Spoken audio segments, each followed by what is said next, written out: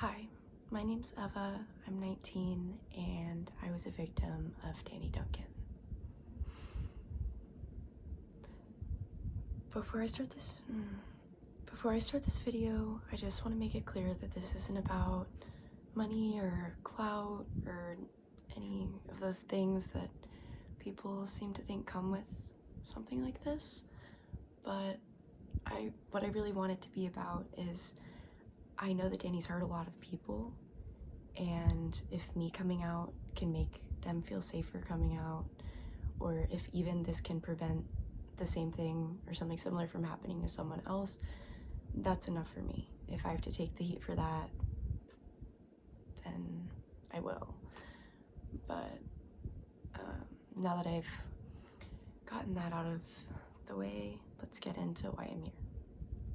Danny Duncan and I started talking in September 2016 when I was 14 and he was 24. I slid up on one of his Snapchat stories just thinking it was funny. I never really thought he was gonna respond. I was a really big fan, but he did respond, and we talked almost every day for almost 4 years. Everyone at my school knew that I talked to Danny. They would watch me Snapchat him in school. My girlfriends, like at sleepovers, they would see him send me, pictures in the shower. He would always ask me for pictures. He didn't really care how I felt about it. He just wouldn't really take no for an answer on those kinds of things. As we talked more and more, he would try to pressure me into meeting up with him, and in my opinion, it was pretty obvious that I was really nervous and hesitant, because he would be like, "Oh, can I come see you this month?" And I'd be like, "Oh, I don't know, maybe," for example, in February. And then February would come and he would be like, "Oh, can I come see you?" And I'd be like, "Oh, I don't know, maybe in June." Like, I wasn't ready. And sorry. So as time went on and I wasn't meeting up with him, he would kind of make me feel bad about it. Like, it's not a matter of me not wanting to. It's just like, how would I explain that to my parents, like where I'm going? Like, it's just like, I was in high school, like, and he knew that.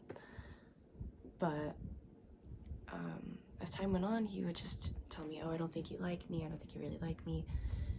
And so eventually, in August 2018, my grandparents were out of town, and I told him that he could come and he could book his flight, and he did. It was an overnight flight, it was not cheap. So I really wasn't ready to meet him. I just wanted to make him happy, I guess. And so he booked his flight, and as the time got closer, I just was more nervous. And I was so scared of what he might have to say if I tried to cancel. Like, because he had kept saying, like, "You better not flake on me." Like, so I was really scared of what he would have to say if I tried to cancel, because he also kept telling me how expensive the flight was. And I'm trigger warning, but that night I actually ended up trying to take my own life, and I'm not blaming Danny for that, but he did know about my mental illnesses, and I do feel that sometimes he kind of used that to his advantage. Yeah, I told Danny that I was going to the hospital before I went, and then I was hospitalized for a week. And when I got out, I checked my phone and I had messages from Danny saying, "I knew you would flake."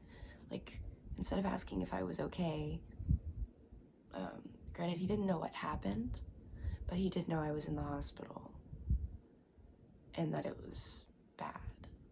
And he got mad at me because I didn't let him come to the hospital. even though I told him, I was like, how would I explain that to my family? Like, I'm a minor.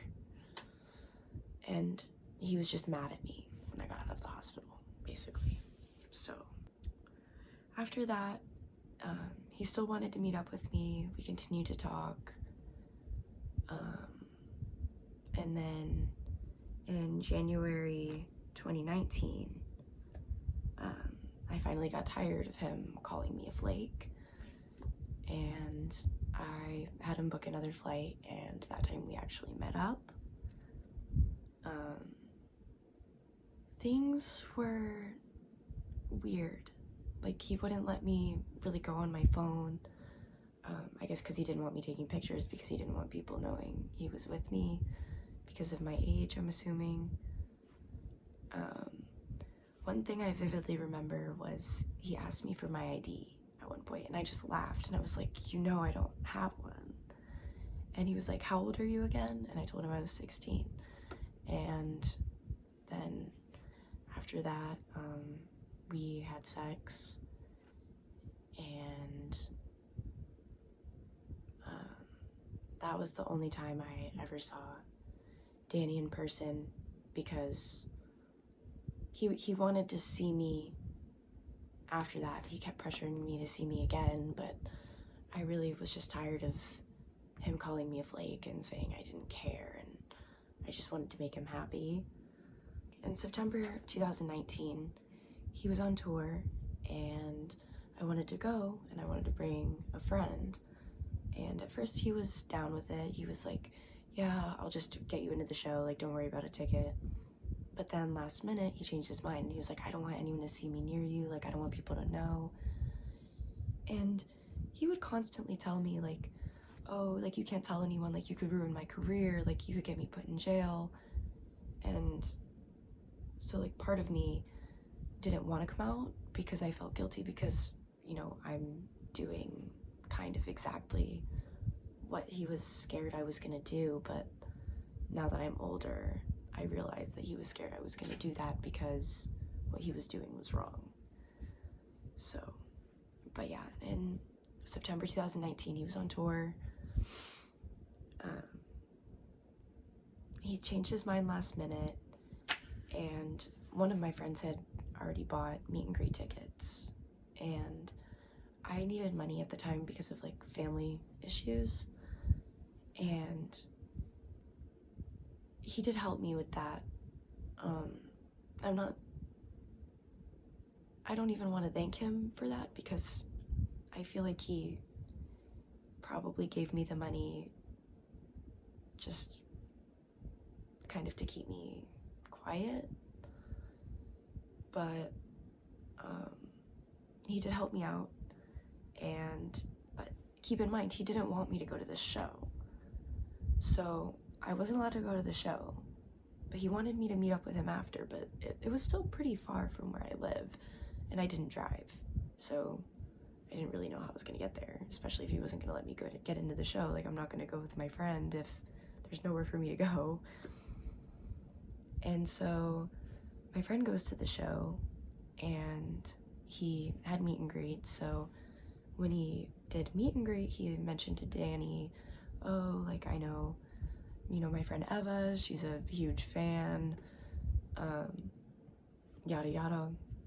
And then after the show was over, I have some messages of me talking to Danny. He was responding to me on Snapchat, but if you look at the date and also the dates of the tour, it lines up to exactly when he was closest to where I live in North Carolina. So, but he was responding on Snapchat because he would always do that because he was covering his tracks, I guess. That's why it's so hard for me to have proof, is because he wanted to do everything over Snapchat. But he met up with my friend after the meet and greet, went to his car, and my friend wanted his shoes off of his feet, so that's why I texted him, like, oh, give him his shoes. And he gave him a shirt, and it was rubber banded, and inside that shirt was $1,200. And I don't know, somehow Danny thought that my friend didn't know there was money in the shirt and that he really thought that he was just bringing me a shirt. Yeah, early 2020, maybe late 2019 is when Danny and I stopped talking, and the older I got, I just realized how disgusting what he did is, considering this man, I mean, now he's almost 30, so, like, I was 14, he was 24, like, and also I looked up to him. I was a huge fan, so, but in my head at the time, like, I really thought that he wanted to marry me one day and he was gonna save me, and that just Danny Duncan loved me, and I believed him because that's what he told me. And I look back on it now and I just wish I could see it for what it was, because looking back on it now, it's just so obvious and it doesn't even sound real. I actually did try coming out about this about a year ago on TikTok, and I got harassed for months. I still get DMs till this day. I tried going to the police. They were basically useless. I did want to pursue it legally, but it was just difficult for me being 19. Like, I don't have the funds for a lawyer, and finding one that was going to do it for free, like, it was just really hard. So this is really just the best I can do. And I really hope that I don't get harassed again. I'm hoping that now other people will feel safe coming out, because I know there are other girls out there. There are multiple girls who have reached out to me with proof as well. There are other girls who have posted proof and also got harassed. So I really hope that this video can help you. My phone died, but I just wanted to finish saying that I hope that this video is useful. I hope that other people feel safe coming out now, because I know you're out there. And for all of you who are fans, I hope that you can see this for what it really is, because there really is nothing good that comes from posting something like this.